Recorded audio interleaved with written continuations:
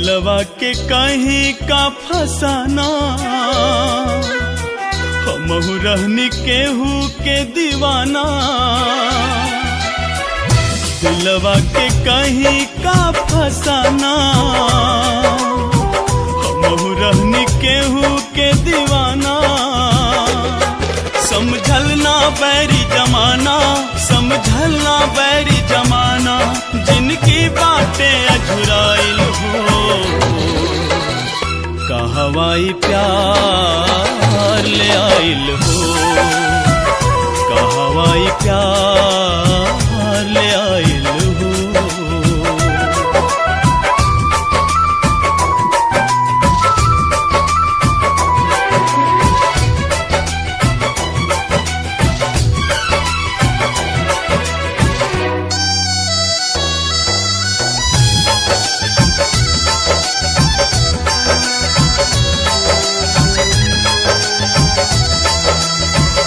बेदर्द जहां में अकेला छोड़ी, यार के हम जाइब कैसे। जिस्म के तब मिटा दे, बाकी रूह के अलगाइब कैसे। जिंदा रहल कठिन बा नइखे, मुअलो आसान हो। छटपट करे जान हो, जान हो, छटपट करे जान हो।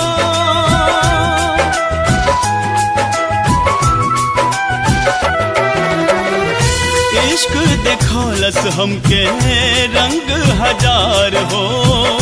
जीत के गईनी हार हो, हार हो, जीत के गईनी हार हो।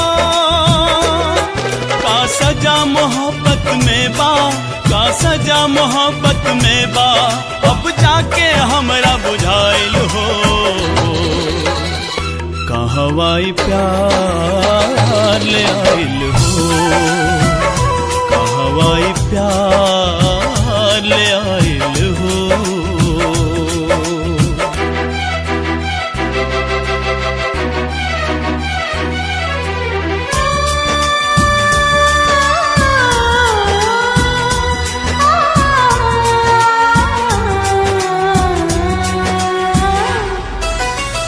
महबूब के तस्वीर बना के लहू से सिंगारल करी ले। बस चारों पहर अपना जान के रो रो के निहारल करी ले। अखियां में पानी पानी, जियरा में आग हो। ना चैन देवे कौनो राग हो, राग हो, ना चैन देवे कौनो राग हो।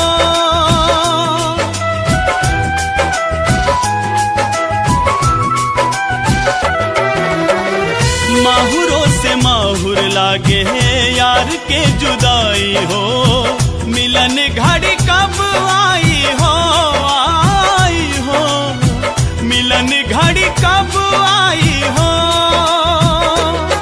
कहे रूसल हमसे नसीबा, कहे रूसल हमसे नसीबा, का विधन के मन में समाइल हो। कहवाई प्यार ले आइल हो, कहवाई प्यार ले आइल हो।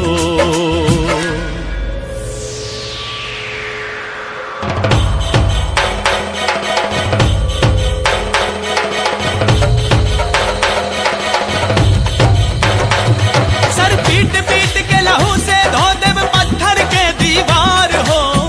अब न सहाला दिल भर के इंतजार हो। पिघला दिलों के इतना चाहत में बाज्वाला, मिट जाई दुनिया से